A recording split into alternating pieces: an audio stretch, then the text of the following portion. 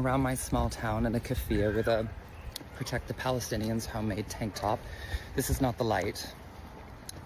This is the light. Yes, hello, Southern Oregon. Yep, that's a real video. That's a thing. That's happening. Yep, that's out there, ladies and gentlemen. That exists in this world. Well, welcome back to another episode of the Speak the Truth podcast. Israel just bombed the crap out of Qatar, targeting Hamas leadership. Was the U.S. even like, did we know about it? I think we did. We're going to talk about that coming up here in a little bit. We also ended up seeing over inside Israel a huge warning that Netanyahu put out to everybody over in Gaza City, telling them to get the heck out of Dodge. Now, with the leaflets being dropped the other day, with the bombing taking place over inside of Doha, and with everything else that we know that's going on, it looks like Israel is about to just go right ahead and go into Gaza City. I don't think they're going to give them any more time to get out of there. Now, could this be coming at a worse time for the world? Because they're about to lose one of their biggest supporters. I don't know if you guys are tracking what's going on over in France, but they're about to have a change in their government as well. What we did today, i.e. overthrow a government, is a victory for the popular mobilization during the summer. In 2 days, we will have a major movement. Tomorrow, we will ask for impeachment of Macron. The problem for the country is Mr. Macron. The day after tomorrow, we will be in the streets to block the country's economy, to say this is enough. Yep, they're about to vote to kind of like boot him out of frickin' office. So Macron, the guy that was over inside of the Sinai Peninsula, advocating for the Palestinian people and worshiping the ground that they walk on, the one that's been running around screaming about war crimes and all that other crap, yep, he's on his way out. Looks like the French have had enough of him. So he's done. I like how somebody just wrote in the comments section and said there is no Palestine. You are correct. You are correct. And we can go back to historical times. We go to present day times. We can go a million different locations. Also got some updates for you guys on the Freedom Flotilla when we get done talking about the bombing that took place over inside of Doha. Let me just go ahead and get the actual, you know what? Let's just, for reference, I think we need to get some background on what the heck Hamas is actually doing over inside of there. During the Tucker Carlson interview with, what the hell is it? The prime minister or whatever over inside Qatar, he ended up saying that the reason that Hamas has a political office was inside of Qatar. It was at the request of the United States government. I looked it up. That goes all the way back to 2012 underneath the Obama administration. So back in 2012, the Obama administration likely is going to be the ones that ended up requesting this office to be open. Well, everything's changed since, ladies and gentlemen. Every single thing has changed since. Linda Lou at number 444 in the chat, and it's at 999 portal. I don't even know what that means, Linda Lou. So what does that mean? Well, that means Hamas has had an enduring presence over inside of Doha, and they've been using this political office, right, throughout the entire conflict. They've been using it to negotiate in order to get some of their hostages released. The problem is that they haven't really been negotiating in a very long period of time. The only negotiating that Hamas wants to have is Israel completely and totally withdraws from the Gaza Strip in exchange for all of the hostages, and they are allowed to live on and continue to do whatever they want inside Gaza. They can rebuild their military, they can, like, you know, but Israel's got to stay out, and they get their own little sovereignty. But the problem is that they're going to continue to attack Israel. So obviously Israel's not going to take them up on that offer. It's just not going to happen. This is a view of what Hamas looked like inside of Qatar on October 7th. هذا المنظر طلع طلع يقولي صحيح شباب الجيب وجابين طلع طلع طلع طلع جيب الاسرائيلي حاطينه دخل على المنطقه لا نازله سجدة الشكر ان شاء الله على هذا النصر. By the way, you guys see this gentleman right here, right there, that kind of chubby guy right there? Yeah, he died today. We're gonna get there. اللهم أتم نصرك وعزك يا رب لشعبنا وأمتنا. الله أكبر.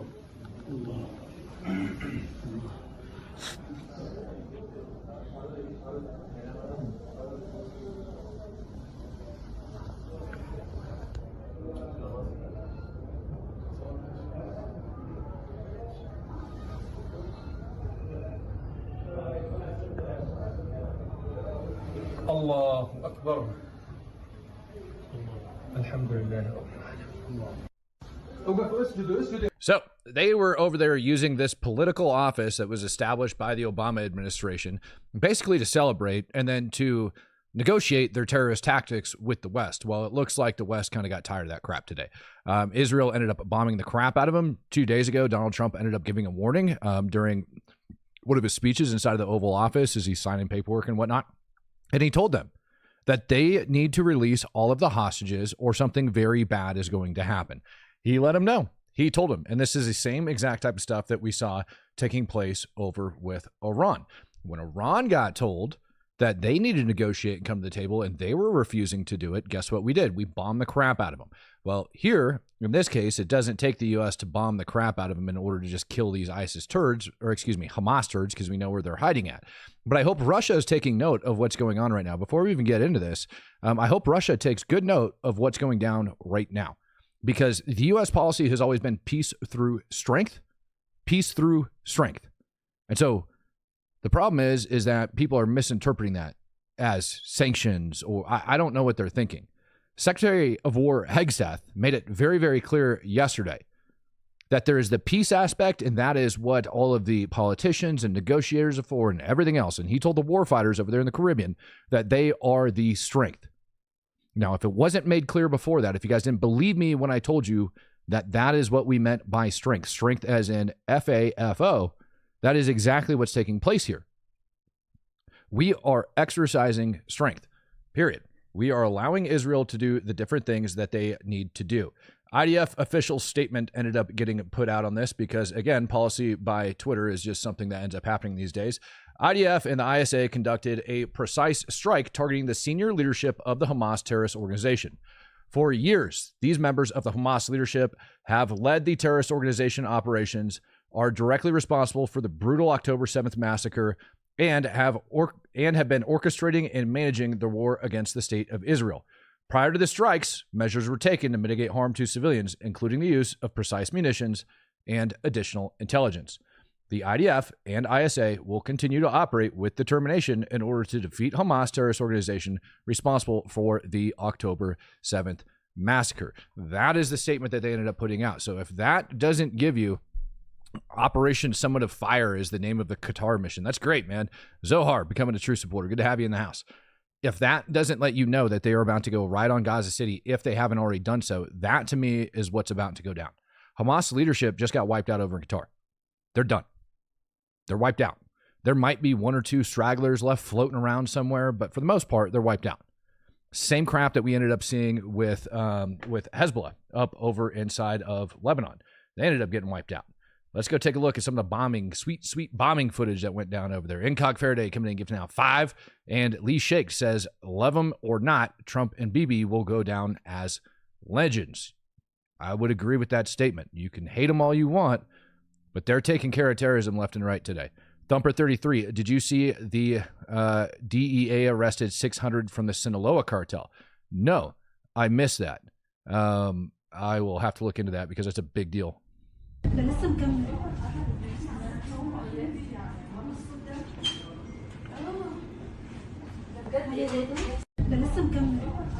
So still not quite sure on how many bombs ended up getting dropped, but I'm hearing reports of 10 munitions that ended up getting dropped over inside of Doha in order to target them, all in a very, very short time frame. This is a look at one of the buildings that they were over there hiding in down on the ground. You can see where it was very precise, and I would agree they likely used small diameter bombs in order to accomplish this. This is a very precision strike. You take a look at the buildings to the left and to the right. They don't appear to be damaged at all. You do see rocks that are thrown out of there, so on and whatnot. You can actually see through that building completely. And the amazing part is when you zoom in on this thing, let me show you guys this. You guys can actually see that the windows on the back wall have been blown out. The whole inside of this building is completely and totally charred. But the building on the backside, this continuation wall right here, you can see straight through it. So that munition was so freaking exact, it literally just took out the building itself, like the intended room where the individuals were at. That's what it took out. That bomb hit its mark. Anybody inside that thing is not happy, probably not breathing. So they're gone. More footage of these strikes coming in. Here's another one from a distance that ended up capturing moments after the first bomb ended up going off.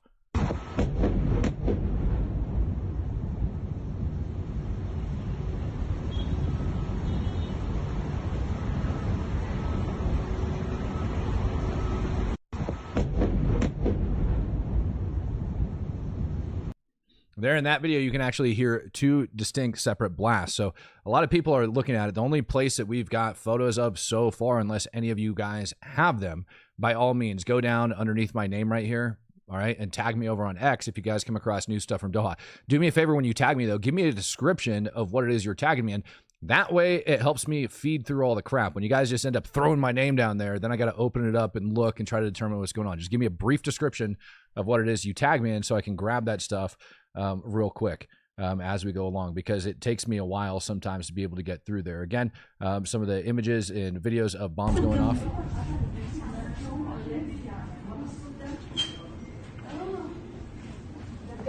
Was the airspace contested? I have no idea. It is possible. It is possible with the warnings from Trump and everybody else as this was going on. I don't see the United States, and I don't see the United States not working with Qatar on this, and with Israel working with Qatar on this, striking over to knock those guys out. They do have this weird take when it goes down to hosting terrorists inside of their country. So I think political leverage from the United States likely allowed Israel to go over there and do that. But at the same time, it kind of makes you wonder why Israel, if that was going to be the case, why they wouldn't be allowed to conduct some sort of a commando operation and just go and frickin', you know, go into those buildings and smoke those dudes. Why just drop bombs? Bombs are much more dangerous than just going in and smoking people for the general public that's around them. So I would assess that there's likely a bunch of like different intelligence. Now, it's also possible that Trump ended up calling over there and just saying, hey, listen, these bombs are going to fall and you're not going to do anything about it. We're going to go ahead and close down our base. We're going to yank you a support from the region and you're going to be SOL. It is possible that he ended up making some sort of statement like that right before those bombs ended up falling and they were just like, whoa, what do we do? More information like that, I'm sure, is going to come out here in the near future. Iran did it first in June. Yeah, correct. Yep. And that was one of those things that Iran ended up telling him, was like, hey, we're going to go ahead and strike in retaliation for what's going on. We're going to strike this U.S. base, though. That's what we're going to end up doing. Here's some on the ground footage, actually, outside of that one building that ended up getting schwacked.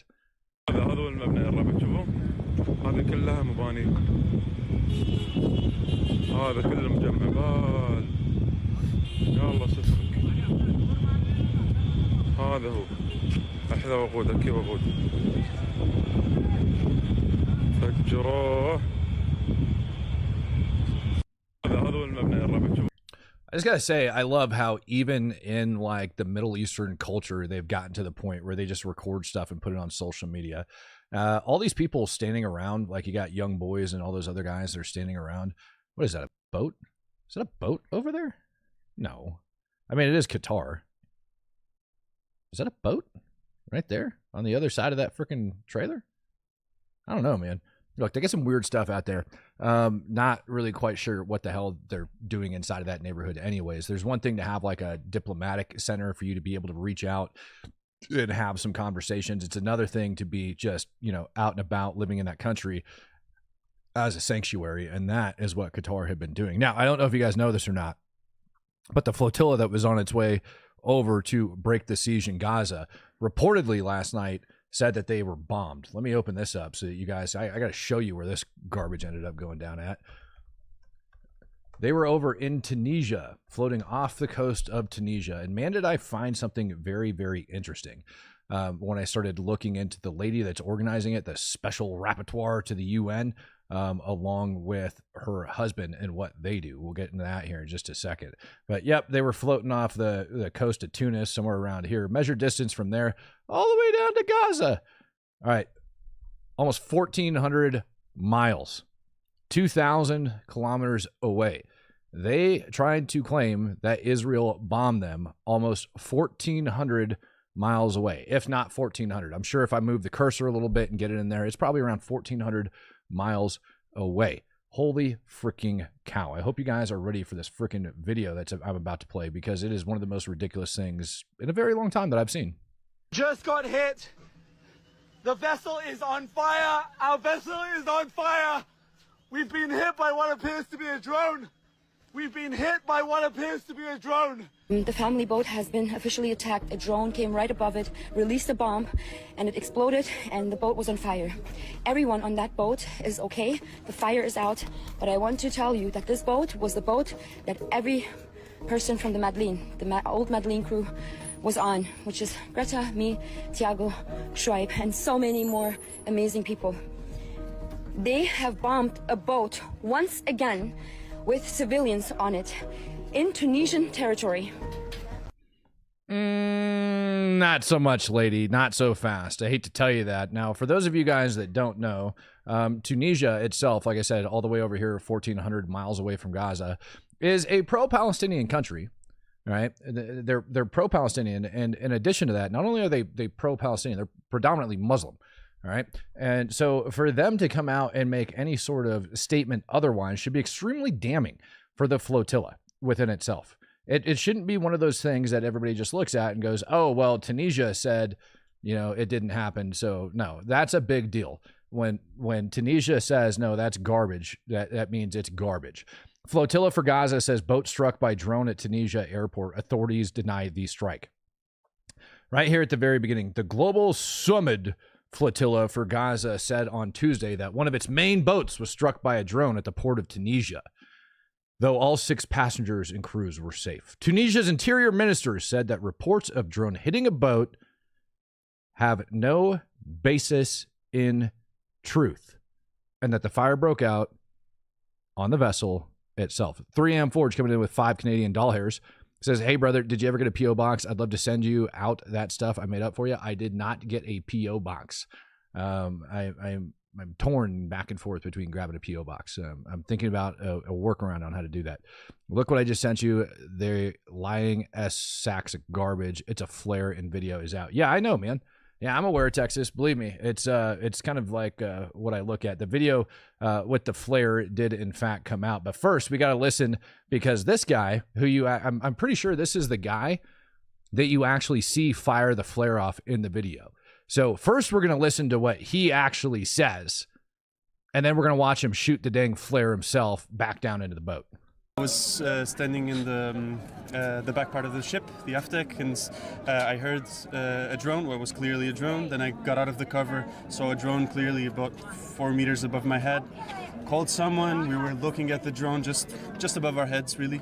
It stopped close to us and then moved slowly to the forward part of the ship and dropped what was obviously a bomb on the forward part of the deck. There was a huge explosion, lots of fire, big flame. We could have been killed, right? So we know that these humanitarian missions have been attacked over and over again. We know how dangerous this is. People have been killed. In Gaza, we've seen humanitarian workers, doctors, nurses, all of them having been killed. So we know the dangers that we're facing, right? Okay, so he says he was standing on the front part of the or he was standing on the deck, and he hears a drone flying overhead. And then it just starts moving towards the front, and it drops what's obviously a bomb. According to him, it's obviously a bomb. Like, ladies and gentlemen, it's obviously a bomb from a drone that they targeted. And of course it's dangerous because they're going after him. Let's take a look at what this bomb looks like.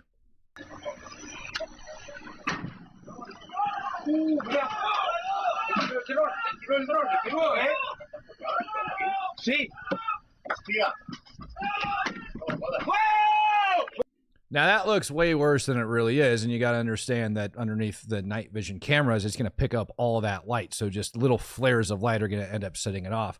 And I love how some people are already stating, yes, that is in fact a flare. And before we get into that crisis actor we just had up on the screen, I'm going to show you what actually started the fire according to the Tunisians. This is the damage from the obvious bomb that fell on their boat. This is the damage from the obvious bomb, he stated, that fell on their boat. Obviously, it wasn't a dang bomb. This is what sparked their silly little fire. This right here. And they actually also said that it possibly started underneath the deck in some of the initial reports I was reading on this silly madness. Now, I ended up, let's see here. Let me go back because I want to I know that one particular video that Texas is talking about, but I want to make sure that I actually have that sucker up here on the screen. Here we go. Here is your obvious bomb of the guy doing it.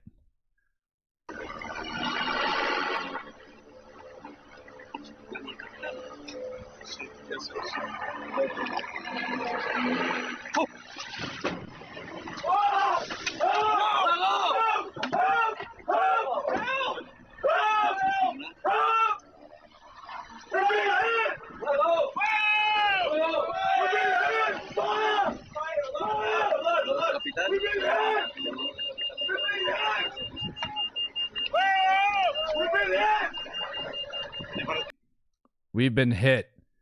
We've been hit. He keeps screaming it as if him screaming it is going to make it true.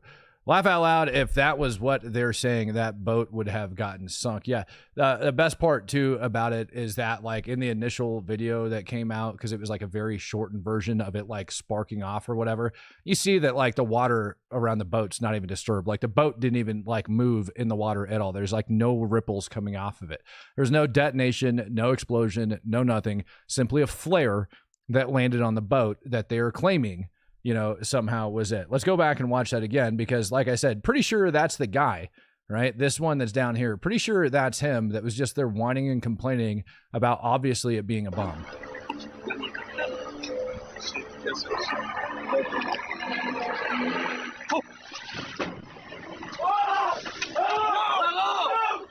Yep, there you go.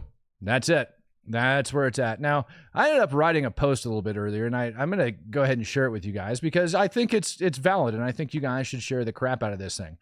And I ended up saying, does donating to the global Sumid Flotilla support Hamas? In my opinion, yeah, it does. Here's why. They have stated that their goal is to break the siege on Gaza. This action indirectly supports Hamas, who are a designated foreign terror organization here in the United States. And by soaking up Israeli security resources, it endangers the lives of U.S. civilians on the ground in Gaza. You can actually go over and check out all of the publicly available names of who's listed on this freaking atrocity that they call a freedom flotilla. Tristan Allen says, LOL, can Israel show them what a drone is? I think that they should.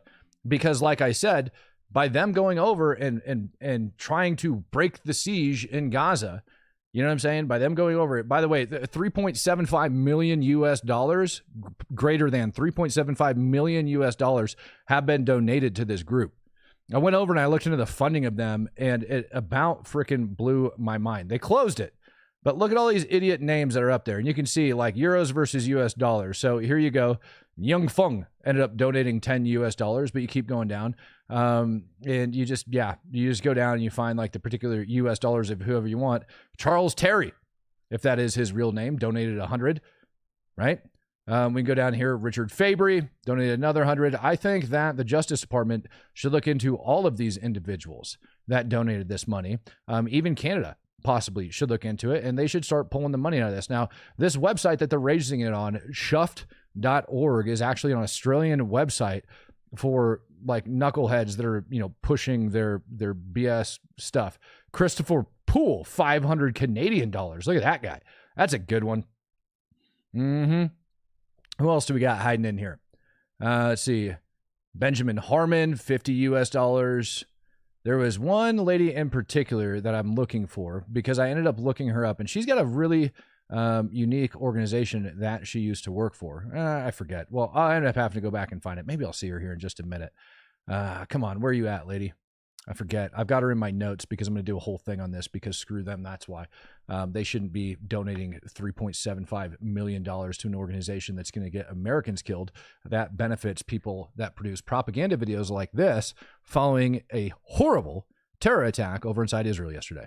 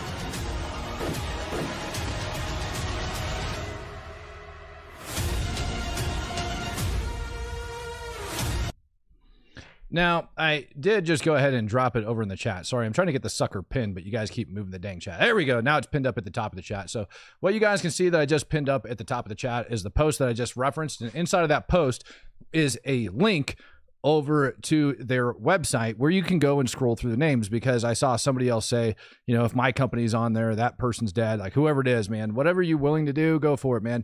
Have at it. But those are publicly available names that you're more than welcome to go over and get. They were too dumb to make themselves anonymous. They think that because it's out there, that, let me tell you, that's not how the law works. All right, what the law actually says is basically ignorance of the law isn't an excuse to violate it. So I do believe that those people that ended up throwing that money in there, it's pretty, to me, pretty obvious. To me, it's pretty obvious that if you're donating money to that, you're looking at pulling resources and stuff away. Now, this video that you just saw, yeah, this propaganda video that ended up getting put out by Hamas, obviously, is following their bus attack yesterday. And so they put this video out in order to instill more fear. This is terrorism. This is them releasing a video so that they can, you know, train their people allegedly on how to do it. But the reality is what they're trying to do is show that they have the ability to do these things, and they're, you know, going to take care of it. Now, where do you think that this whole thing was filmed at, ladies and gentlemen? Where do you guys think that this actually went down? Like, there's scenes from outside the bus, and they do a very good job of not showing anything other than like some dirt and whatnot around. But yeah, they've got a really nice, fancy 44 passenger, like brand new freaking bus. It's sitting out there in the middle of nowhere, and they ended up blocking the buildings and everything else. Where do we think that this actually went down at, where they were able to film this garbage? Do we think they filmed this inside of the West Bank? Do we think they filmed this inside of Gaza? What do you guys think? Matt, can you do a Discord chat today? Tristan Allen, I will do a Discord chat today, bud. Yeah, why not? They did not film it over at Rob's place, but I got a feeling possibly over inside of Doha, maybe they ended up, you know, filming some crap like that. So it's a good reason for them to go ahead and take it out. It's AI filmed in Qatar or Iran. No, it's not AI. Here's Israeli Prime Minister Netanyahu telling all the Palestinians to get the heck out of Dodge. הבטחתי לכם לפני ימים אחדים שאנחנו נפיל את מגדלי הטרור בעזה. זה בדיוק מה שאנחנו עושים. ביומיים האחרונים 50 מגדלים כאלה נפלו. חיל האוויר הוריד אותם. עכשיו כל זה רק מבוא, רק ספתח לפעולה העצימה העיקרית. וזה תמרון קרקעי של כוחותינו שמתארגנים עכשיו ומתכנסים לתוך העיר עזה. ולכן אני אומר לתושבי עזה, אני מנצל את ההזדמנות הזאת ותקשיבו לי טוב. ראו הוזהרתם. צאו משם. You have been warned to get out of there. I am taking advantage of this opportunity, and listen to me carefully. You have been warned to get out of there. Bibi is literally telling them it's coming. And this ended up getting released right before that attack over inside Doha. So I am not going to be surprised if we see Israeli ground troops going in as soon as the dang sun goes down.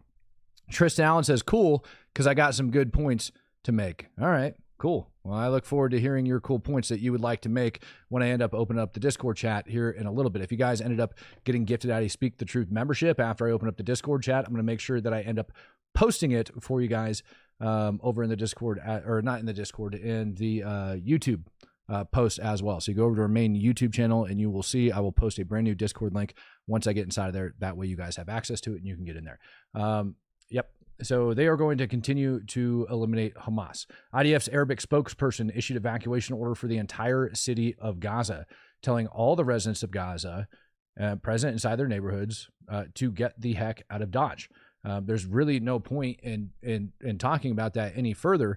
This is literally the evacuation order they were given. Now, my big concern is that now that this is kicking off, Jordanian bus service, somebody says, it's in a different country.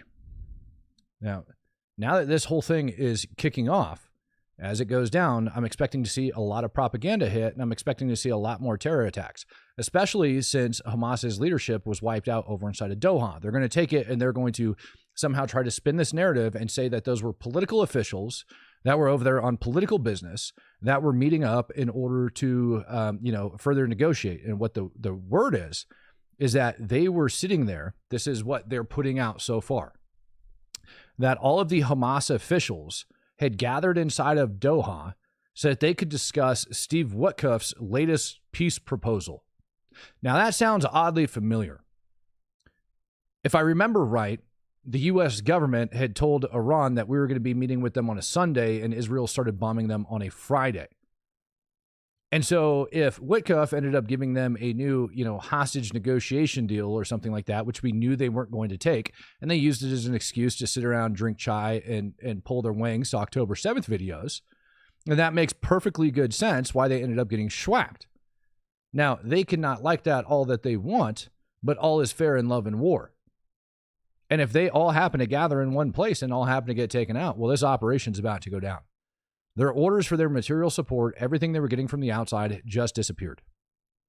The last glimmer of hope for Hamas just got wiped off the map. And now they're sitting around, hanging out. See, Meathead, I actually believe it. Meathead says he smells BS. I actually believe it. I think that is like something very viable that we would have done. I think we would have actually given them, all right, information that would suggest that they need to all meet up together. That way we get them all in one little tiny location and we end up blowing them off the map. One bomb versus 20 bombs, right? Makes life a heck of a lot easier. Yeah, and they've been playing around with hostages for months. They've been playing freaking games. And inside of this city, somewhere where those yellow arrows are covering, there might be 20 hostages left alive. Might be 20 left alive. Trump came out last week and he'd stated that he's not even sure that he heard information that suggests that there might be fewer than 20 left alive. So good question as to whether or not it's going to go. Oh my God, man. It's not going to turn out pretty, ladies and gentlemen. That I can promise you. Israel also increased their bombings over inside of Gaza City as well since that announcement. Here we've got some smoke rising up on the horizon, going after them.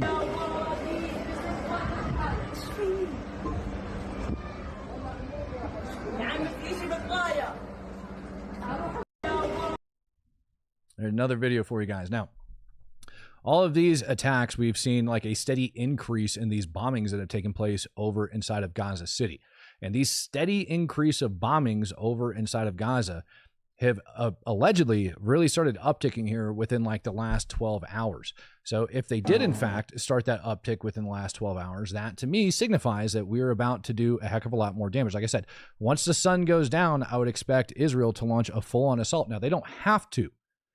They don't have to launch a full-on assault immediately. They can sit there and they can bomb the crap out of that thing and continue to soften those targets up because Hamas has been dug in there for quite some time.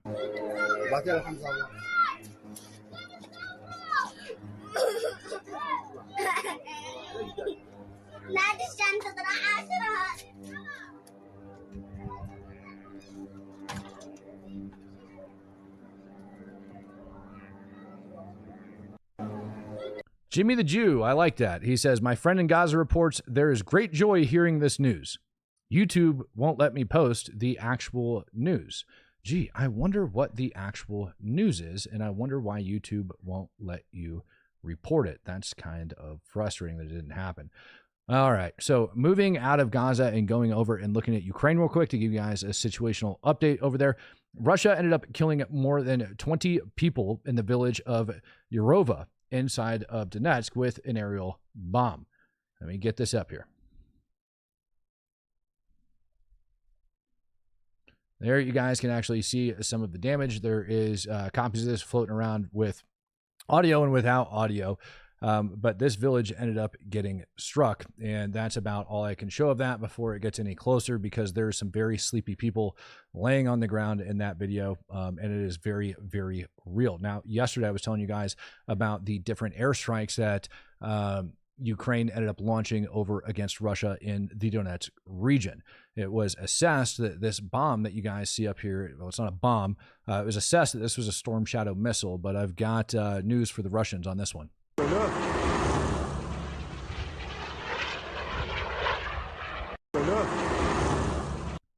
Oh, there's a good pause of that sucker. You guys see that right up there? So yeah, everybody was like, this is likely a UK Storm Shadow missile, and it does look very similar to a UK Storm Shadow missile. But when it ends up rolling over the side, we get a completely and totally different picture. Instead of the UK's Storm Shadow, what we actually see is the Ukrainian produced, I'm going to probably screw this name up. No, I got it. Topaz. So all of those airstrikes that ended up getting conducted over inside of Donetsk yesterday, were using Ukrainian-made munitions. Now, that is horrible news for Russia, because what that means is that those Ukrainian munitions are extremely effective. And what we are seeing is that the Russians' ability to control the skies has been vastly depleted. Over the last several weeks, actually, probably the last 8 weeks or so, Ukraine's been going after Russian aerial defense assets.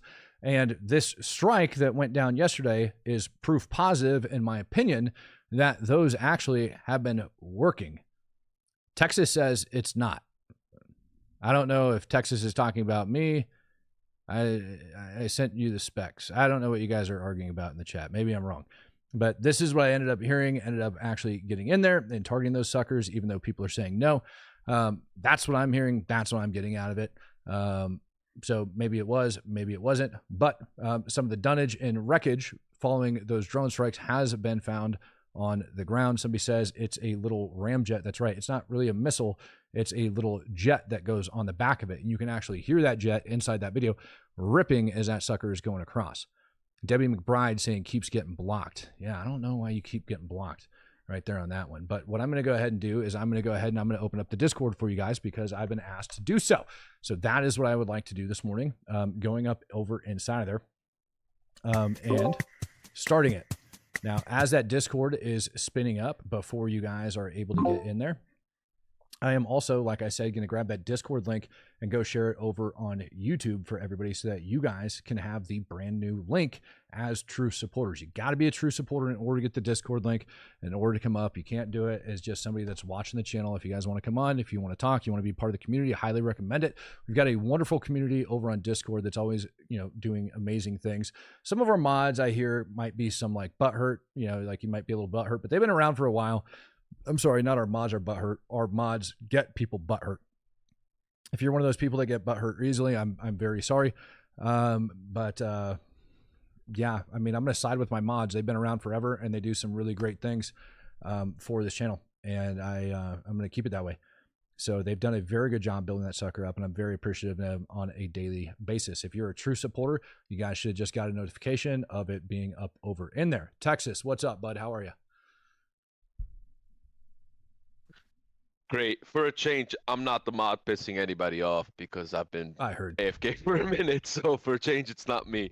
Yeah, so that missile that you saw earlier, so that actually is the Polonitsia. It's called. It's a different model that Ukraine has been working for a while. The one that you showed, the Torah, the other Topaz one is something whatever. that's not, the Topaz is not in production yet or whatever.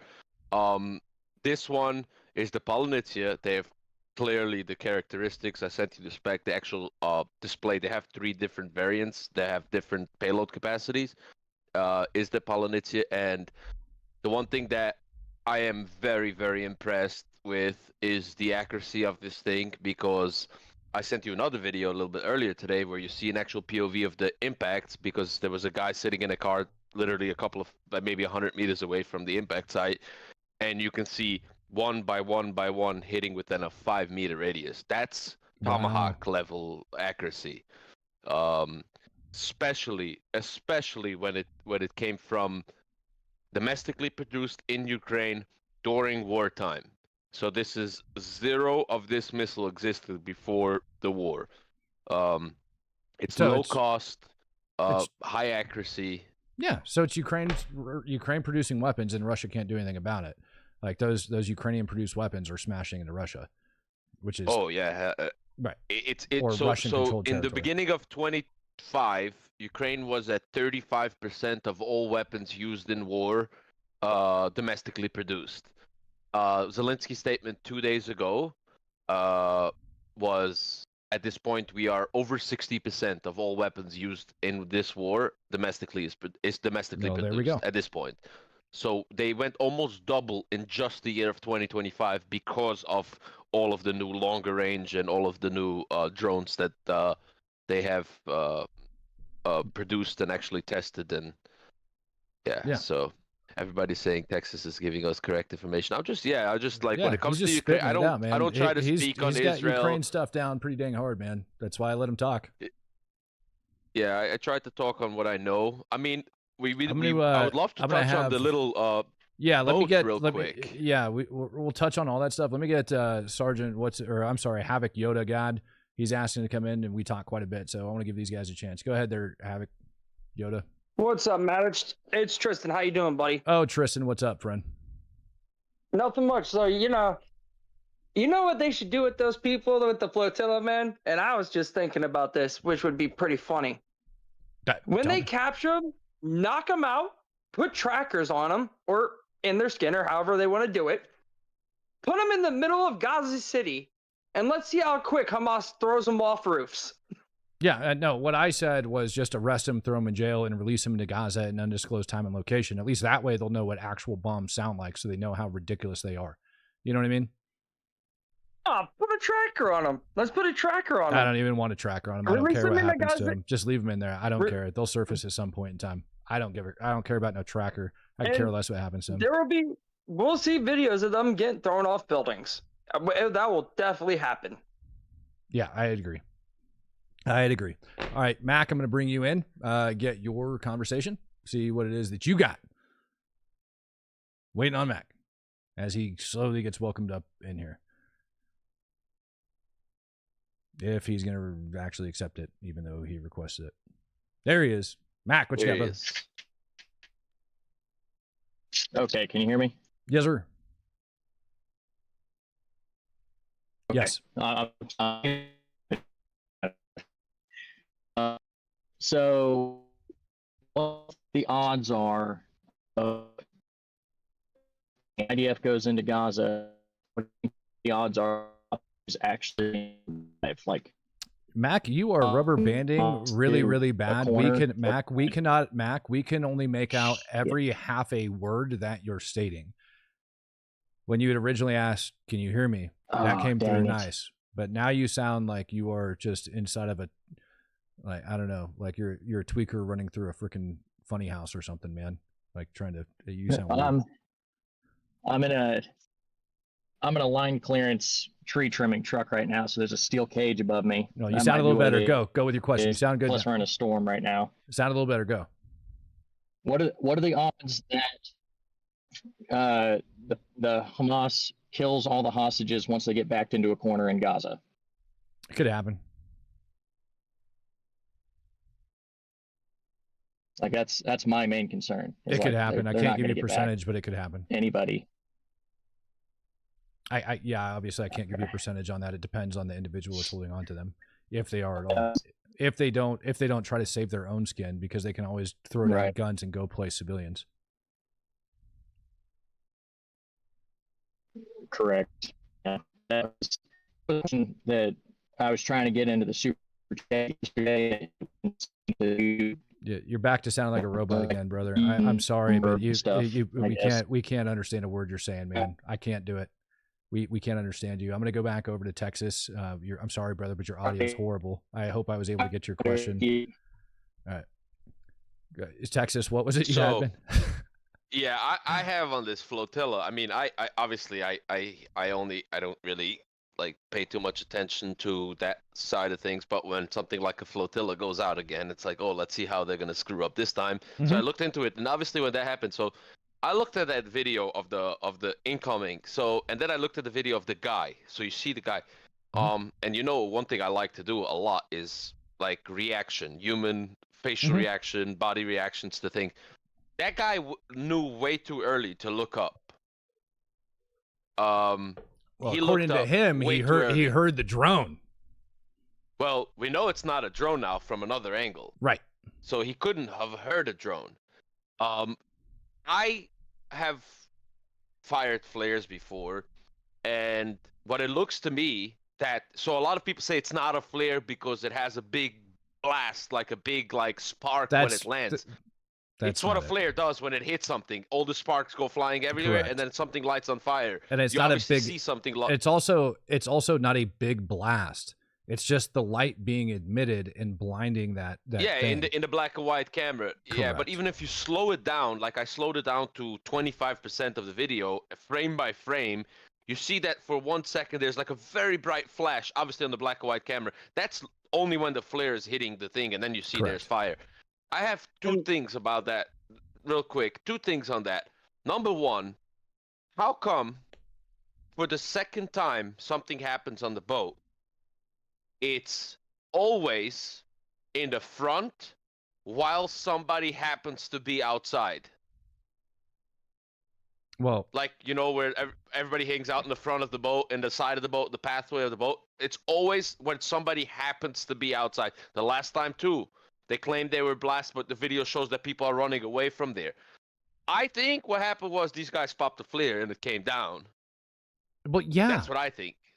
Yeah, if there was I a don't drone think overhead, somebody fired a flare. I think they fired their own flare. If there was a drone, yeah, that's really obvious. If there was a drone overhead, like, go about the opposite way. After they had been bombed the last time, according to them, in the same like area, correct? If there was a drone overhead, why wouldn't they have warned everybody that there was a drone overhead? Why just sit there and stare at it as a drone's going over the boat? Now, something that I noticed, and you can die laughing about this alongside of me. I ended up going back and like looking over this group. Watch this as I go and grab this. I forget this lady's name off the top of my head. Hold on, you're gonna want to see this. Trust me on this one. You're gonna want to see it. This lady that's all over this thing, I forget her name. She's like a special repertoire to the UN because she does all sorts of dumb crap. And she's normally like all over their website talking about stuff. There's all this garbage. And she's like, yeah, I mean, if this ended up happening, this lady right here. I forget her name. This lady right here. See if they've got her name to where I can just grab it, but they didn't. So let's go over here to this little video of her. Press statement. If anybody remembers that crazy woman's name, please tell me. Make my life a little bit easier when I go grab it. Her husband actually is a big-time banker for the international community over inside of Tunisia. And I was actually able to find several reports by him, and I've got all this stuff saved on my computer. But the reports that he was putting out are basically making excuses for like the second Intifada, trying to tie it to like economy and things of that nature, saying that, you know, it was a contributing factor for the second Intifada. There was nothing to do with like radical ideology, any of that crap, but just the second Intifada that launched off in 2000 likely had some huge contributing factors because Israel was like cutting them off economically and things of that nature. And that's this lady's husband, who's over inside of Tunisia. And I'm trying to remember her dang name off the top of my head. It's really frustrating me that it's just not showing, because normally they actually stopped in 2008. That's when the Freedom Flotilla started, was 2008. Well, there's different flotillas 2010 that end up coming. is when they started. There was one that ended up coming out of there, off this like little Freedom Flotilla thing. Hold on, let me grab it. Yeah, there is. This is not the Freedom Flotilla. So this is her husband's name. Let me get this up here. Like I said, he's over there in Tunisia, allegedly. I'll put this up on the screen. And get it on this computer. And yeah, Matt, that's where I agree with Texas is why is it always the front or side? If Israel was trying to do anything to those people, don't you think they would have hit the cabin areas or sunk that boat? If Israel was trying to what?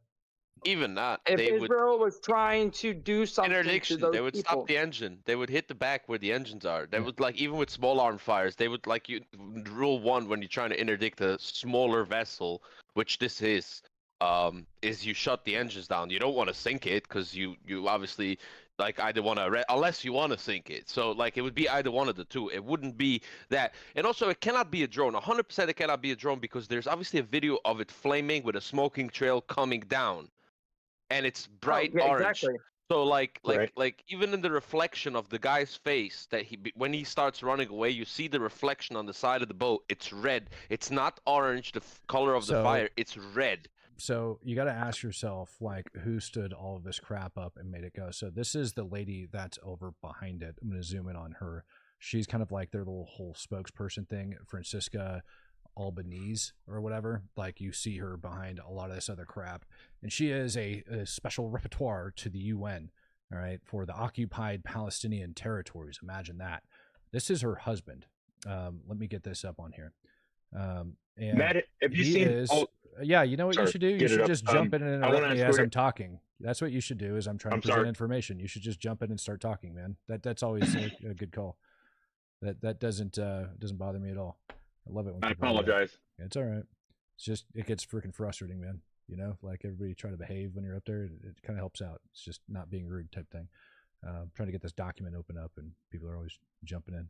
Let me grab this one right here, because this is her husband, and this is a big deal that you guys need to pay attention to. Grab it and put it up there. There we go.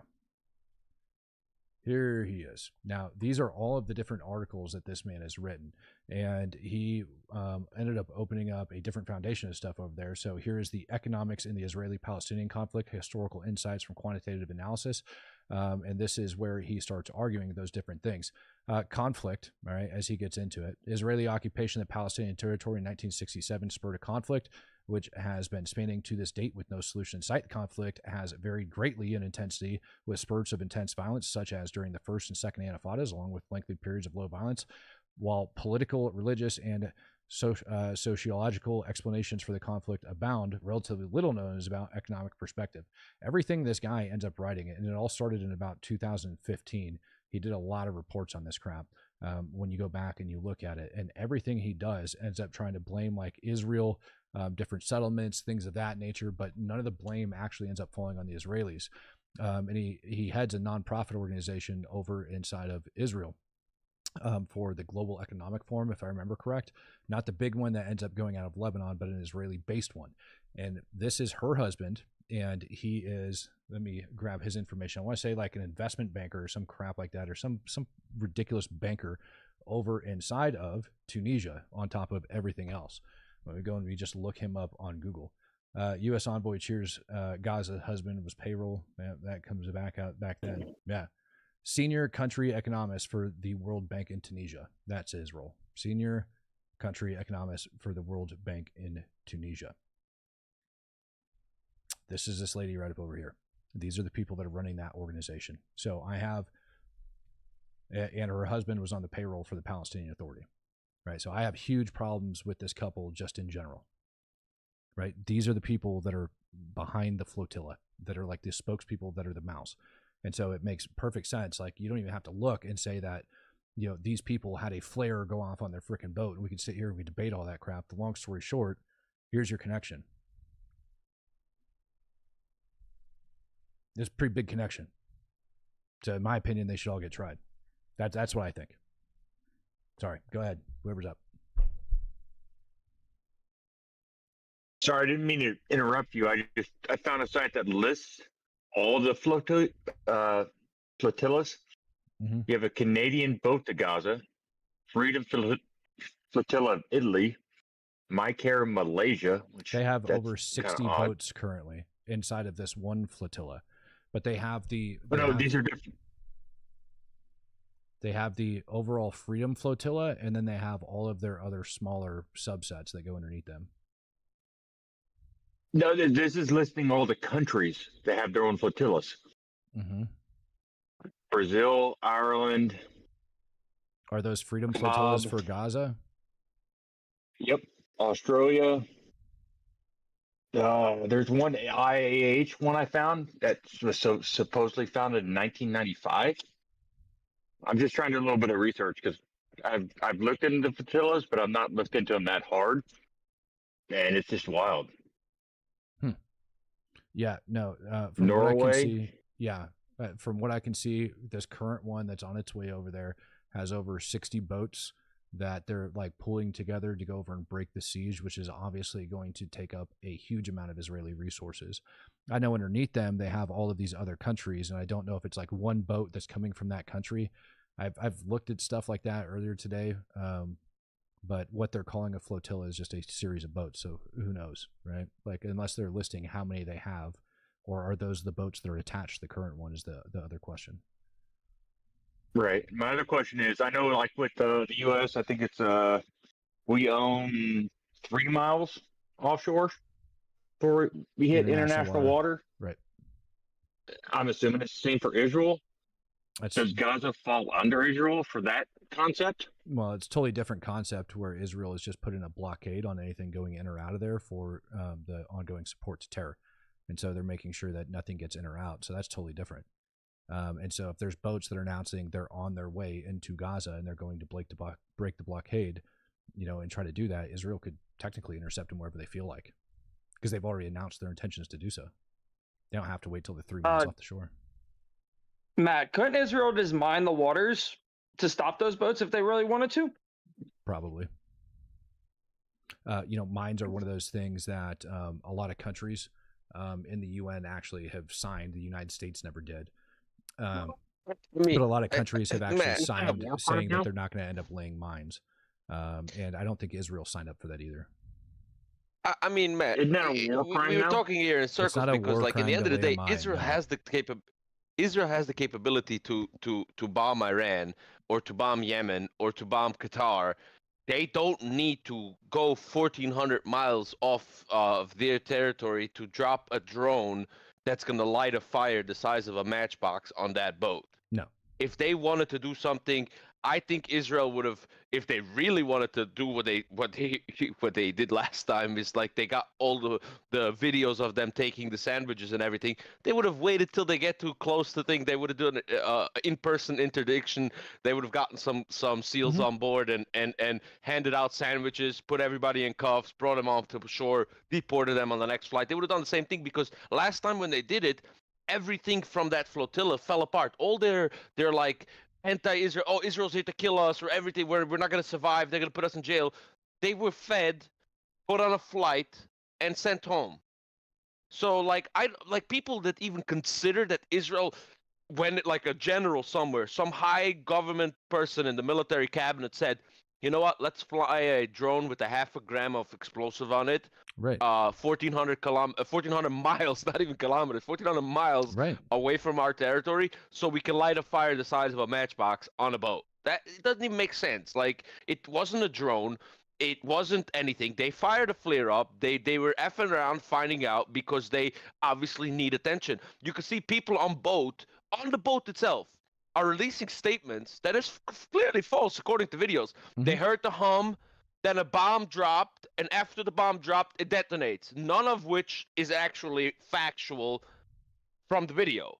Because whatever came down, if it was a drone or a bomb or a matchbox or a flare, whatever it was, it came down burning with a smoke trail that had a pretty long smoke trail what came into frame. Correct. So that means it came from what a flare does. It was on fire on its way down. That's not a bomb. Yeah, and no drone does that. I've dropped stuff of drones myself. I've seen stuff from drones at me, and I've seen my friends drop stuff off drones at other people too. Nothing burns. I mean, well, let me correct that. Ukraine did create a drone that they put like a thermite charge on it where but it doesn't drop anything. It just burns. It shoots down thermite burning. But that's obviously not it. Nothing that I've ever seen being dropped from a drone, as far as something that has to do with a tactical drone or anything war related or anything combat related, nothing is on fire as it comes down. Unless and if you were going to drop something like you just stated, it'd be some sort of like thermite munition. Right, that's what that would look like, and there's no signs of that. That does not look. It's orange. You can see in the one shot that's a colored video. It's literally red. It's bright red. It's the color of a flare. Right. It's. I think we're like that's just ridiculous that people are going around and making all these dumb statements about this. Like, I mean, I've seen a pineapple grenade dropped off a drone. A small pineapple frag grenade. It's not even a big explosion. It's just frags fly everywhere. It's literally designed to just shoot metal everywhere. I've seen that do more damage than this thing did to the boat. Yeah, it didn't do anything. Nemechek says, compare the flotilla to the 9th ship the UAE just sent to Gaza last week in coordination with Israel, containing 14,000 tons of relief supplies, food, medical supplies, tents, and 5 ambulances. Actual help. Yeah, I mean, that's honestly what they could do. I mean, almost $4 million in donations, and the best that they can do is a PR stunt that they know is not going to actually bring any relief. And that's the thing. If they actually wanted to provide some humanitarian relief, they wouldn't have done it with a PR stunt. They would have actually provided some humanitarian relief to these people. But they didn't. Yeah. They didn't provide humanitarian relief. And yeah, let's take a look at the fire damage, right? Like, it's not. You have tiny little burn marks, and that's it. That's literally what a flare would do. Once it touches plastic and everything, it'll just burn, and it looks like somebody ran up there with a fire extinguisher and just sprayed it, and it was done. There's no actual damage. Yeah, you can see like there's the little no canvas impact bag marks or T-shirt or whatever that's around that. Maybe some life vests on the left. Yeah, that's what it looks like. Melt. That looks like a life vest that probably is made out of nylon, which is very easily flammable. So all a flare had to do and just literally like there's not even a scorch mark on the floor other than the stuff that is being burnt. There's not even a scorch mark on the floor. You are correct, sir. Thank you very much. There's also not a dent on the floor. There's also no melted metal. There's none of that. There's a buoy on the back that it wasn't even hot enough to burn through this buoy on the backside. You see that? That orange, that orange floaty right there. That's literally made out of foam. That would have burnt. Not even strong enough to go through that. It wouldn't. I mean, it would have just melted that sucker right in half. You know, and you'd have had slag all over the floor if this was some type of thermite, and it wasn't. I would be very curious for these people are not even smart enough. I think that I hope nobody of that flotilla is listening to this because I just give them the advice. But if they do make it to Israel, Israel does interdict. I bet you these guys will find the flare gun that they used to fire this flare. You're like, by the way, why is this empty? Why is there no flare in it? Yeah, or at least like a couple shells or whatever they're missing. But they'll probably end up taking it and like chucking it over the board, you know? I don't think they're smart enough to do that. If they weren't smart enough to, if they're stupid enough to try to convince the world that was a bomb being dropped off a boat, I don't think they're smart enough to get rid of the flare gun. Yeah, I would agree. On a side note, let's talk about Qatar for a second. So apparently there's a joke going around that Qatar called Trump saying they want the plane back. They're not happy. Qatar's not happy? Well, that's too bad.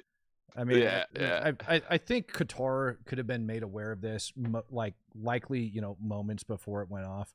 Here's a new video I just found of the actual airstrike. Doesn't look, nearly as... I mean, but you can definitely see multiple munitions smashing in, and that's got to be that building, that we had that image of from earlier where that strike ends up coming in. But this is just CCTV footage of that sucker actually going down. I mean, this was a precision strike. Those are bombs. I will have the video in slow motion. You can actually see they look like JDAMs. They look like there's just like JDAMs just coming straight down and hitting. That's a precision strike. If you slow this video down right there, you'll see the actual bomb coming in. The one that you just played. 0.25. So how many Hamas leaders are still alive, do you think, Matt? Or do you think Israel killed them all? No, there's still a couple like low levels, and depends on what you call a Hamas leader, But I think they took out the vast majority of the ones that are hiding in Qatar. They have like their little political wings and this and that and all sorts of stuff. I had pulled up the estimated ones that actually ended up getting killed in the strike today, but somehow I lost that. There's 2. No, there's 4. I saw 2. There's 4 total that ended up getting killed, allegedly, inside of that strike. I'm looking for it right now. Yeah, the ones that I saw look like they ate all the food from Gaza. Well, right. Yeah. Well, that fat guy that I pointed out in the beginning, he's one of them. In the original October 7th video where they were celebrating, that fat guy was one of them. Yeah. 2 of those guys in that video died today. Yeah. Is what they said. They put us. Yeah. There's a total of 4 though. Here we go. Nice. So it is believed that almost all of the remaining leadership of Hamas, including Mohammed Darwish, Musa Marzouk, Hamza Badran, and Tahir al-Nuna, were all present in the meeting that was targeted. So at least 4 that we're aware of, plus however many other little low-level peons that they have. I think one of their like main PR guys was one, but they also had over inside of the UK yesterday. I don't know if you guys... Do you know what's more impressive than hitting that building? What's that? That Israel knew that they're all in there right now. Well, yeah, I think, because they're... How hard is it to gather intelligence game intelligence that Israel has, yes, it's insane. Like the intel of like knowing where... And I think this goes back all the way to the beeper thing, where they collected that data and they implemented these devices and stuff, where they knew tracking of everybody's movements, and it was able to obviously...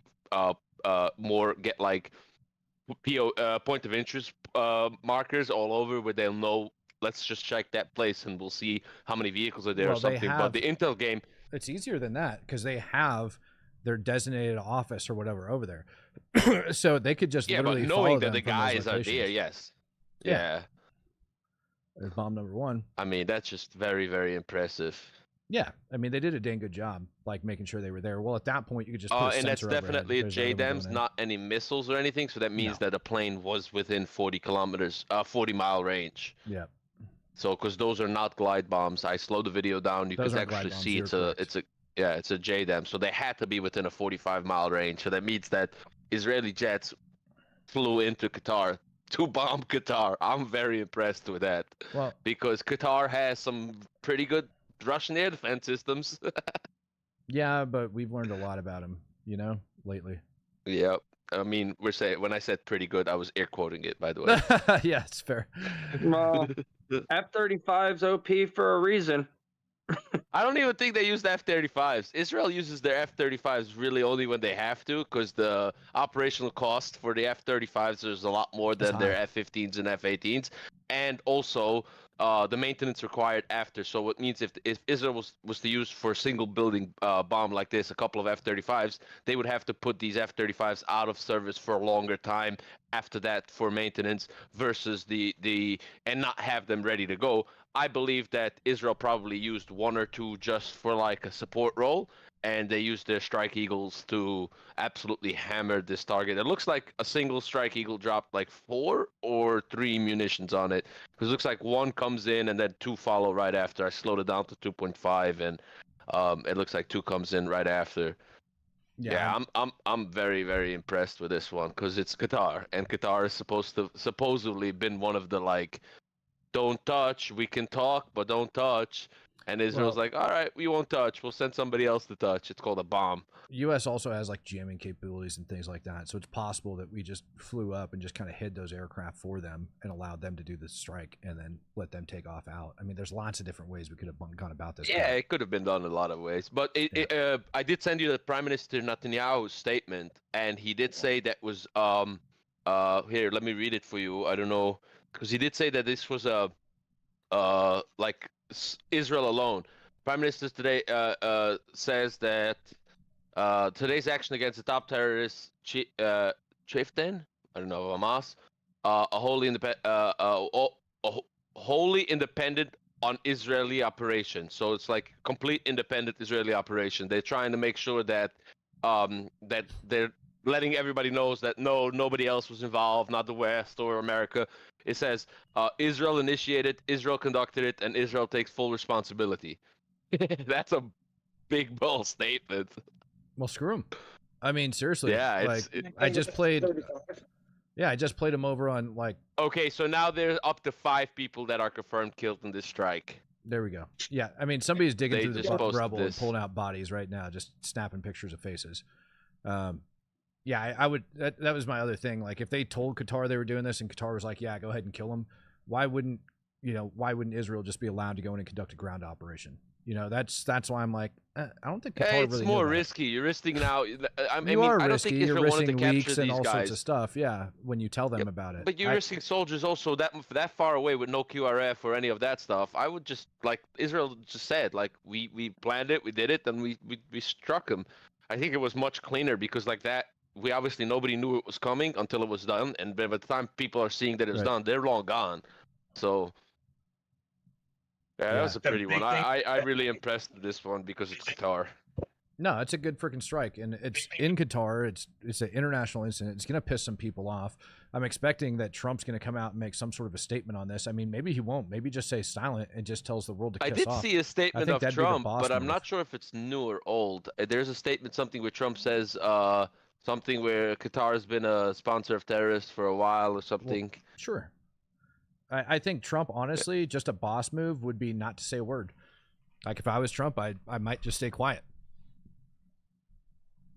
I mean, what are they going to do? Complain? Yeah, really? I mean, they're going to please take a ticket and stand in line.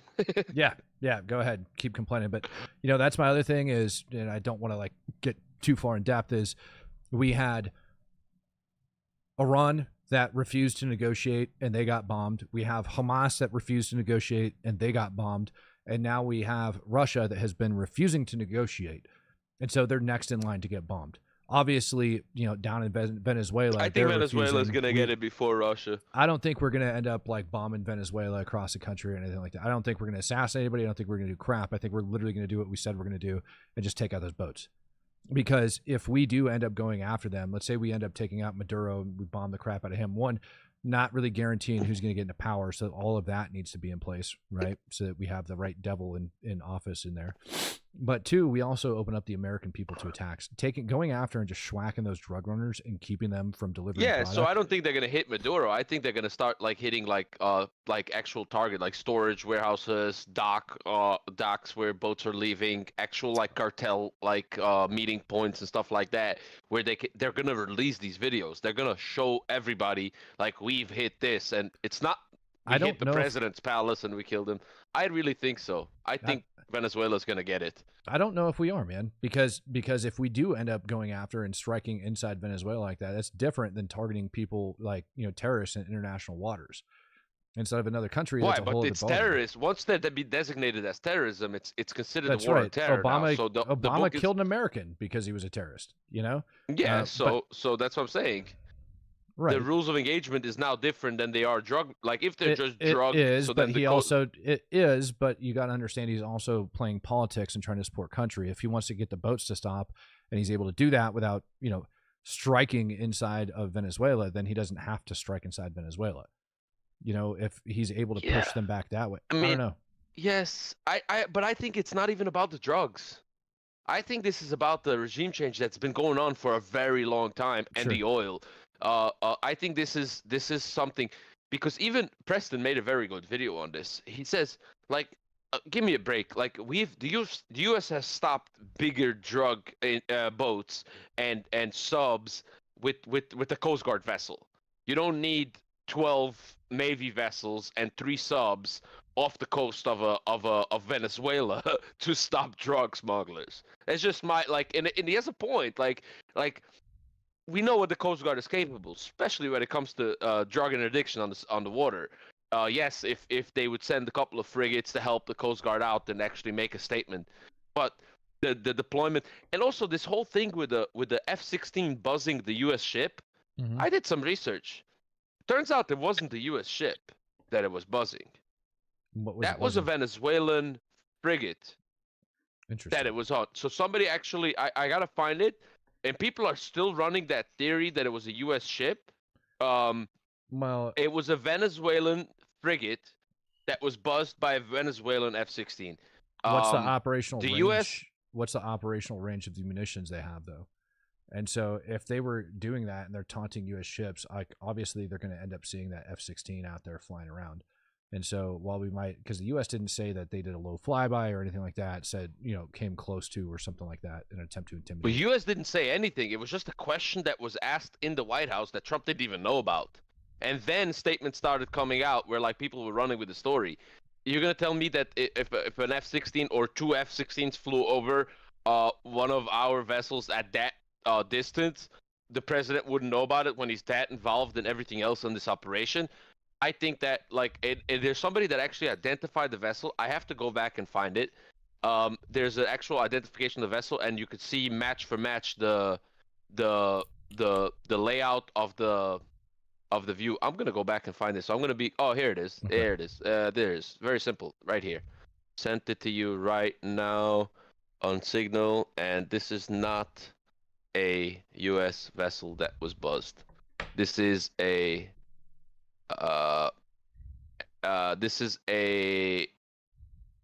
Venezuelan Guaquira class patrol vessel. Whatever, I can't even pronounce the name. Guaquiri? Just know the ship is actually a Venezuelan Guaquira class patrol vessel. Yeah, I have no idea how to even say that. I mean, I haven't seen that video that was alleging it whatsoever. So there, you have the video, and the link that I sent you has the original video, the screen grab of the boat, and the actual boat at dock, and you can line up. Yeah, I'm looking at chimney it right stacks. Now. Yeah, I'm looking it's at it not right a U.S. vessel. It doesn't even have the same chimney stacks as the U.S. vessels, it's though. Not a U.S. vessel. That is correct. Yeah, if that's what they were using to claim that, then that's just a joke. And that's just... It is a joke. I mean, we know that. What happens when something comes within range of the U.S. Navy? Like, the Navy does not play. The Navy does not play around. Like, the engagement of drones and everything. I mean, they don't play around. The added context on it say this video does not depict two Venezuelan F-16s that flew over the USS Jason Dunham. It was posted 6 days ago by the Venezuelan Military Strategic Operations Command on Instagram. This was part of an operation called Crab Task Force 2025. Yep. That's it. So, and it's got a link to the actual video itself. So that wasn't, I mean, that wasn't a thing. Yeah. And if that's what they were using to validate it, then yeah, that's obviously not true. So nobody buzzed our stuff. I would go with that. Yeah, I mean, you got to be really, really having a death wish to do anything to do anything near the Navy. Like, you know, you want to fly near a base, a drone, and say, look, we see the U.S. bases or whatever. Okay, even the time, and I asked this for, I have a friend here in Ukraine who is a former Navy guy. I asked this a while ago when there was a video coming out of a drone, a Houthi drone, recording some military vessels, our vessels in the Med, I think it was. Mm-hmm. And I was like, how come we didn't shoot it down? And he said, you think we could have shot that down with the smallest gun on board? They said that they actually launched a Poseidon aircraft, I think it was, that they were collecting data of what devices as on the drone, what transmission frequency, so they let it fly.